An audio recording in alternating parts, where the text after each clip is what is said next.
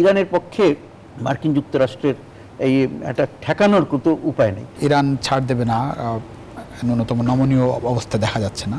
আবার ট্রাম্পের পক্ষ থেকে বলা হয়েছে এরপরে যদি আসলে আলোচনা বা কূটনীতির মাধ্যমে সমাধানের দিকে ইরান না আসে তাহলে আরও ভয়াবহ হামলা আসবে। এখানে যুদ্ধ, যখন আমরা যুদ্ধের কথা বলি আমরা প্রায় একটা শব্দ বলি অ্যাসিমেট্রিক ওয়ার। এখানে অনেকটা অ্যাসিমেট্রিক হচ্ছে, কারণ মার্কিন যুক্তরাষ্ট্রের সাথে এদের কারো শক্তির তুলনা নাই।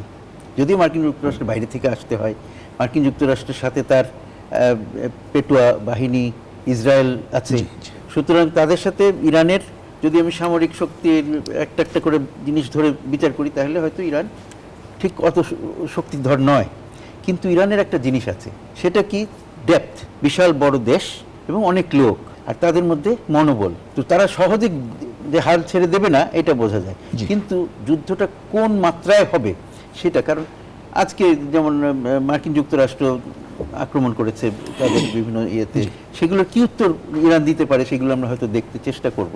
কিন্তু প্রথম থেকে তো বোঝাই যাচ্ছে যে এটা একটা চাপিয়ে দেওয়া যুদ্ধ, ইরানের উপরে যুদ্ধটা চাপিয়ে দেওয়া হয়েছে ইসরায়েলকে দিয়ে।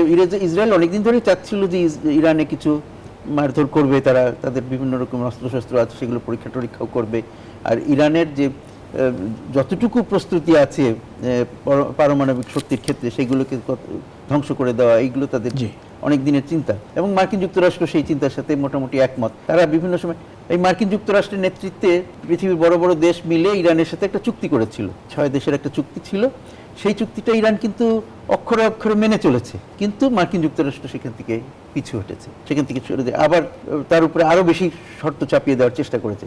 তখন ইরান সেটা মেনে নাই, এখন আবার নতুন করে চেষ্টা করেছিল মার্কিন যুক্তরাষ্ট্র, এবং এইবারে যখন তারা আলাপ আলোচনা শুরু করলো তখন তারা এই জিনিসটা ট্রাম্পের মাথায় আসলো যে এমনি এমনি তো ওরা মানবে না, চাপ সৃষ্টি করা যায় কিনা। তখন আমার ধারণা যে তখন ইসরায়েলকে বললো যে তোমরা এতদিন ধরে হাত নিষ্পিস করছো, এখন মারো। তাইলে ওই মার দিলে যদি ইরান চাপের মুখে নতি স্বীকার করে, কিন্তু ইরান তো নতি স্বীকার করছে না। তখন মার্কিন যুক্তরাষ্ট্র নিজেও বললো যে তারা অ্যাটাক করবে, তার নিল তার পক্ষ থেকে, তিনি বললেন যে হ্যাঁ নির্দেশ দিলেন, যদিও এখানে বলা হচ্ছে যে তিনি তার দেশের আইনি ভঙ্গ করেছেন, কারণ এই ধরনের কোনো নতুন যুদ্ধ ঘোষণা করতে হলে তাকে একটা কি বলা যায় কংগ্রেস থেকে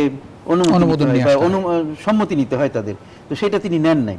তারপরে তিনি ঘোষণা করে আবার বলেন 2 সপ্তাহ সময় দিচ্ছি।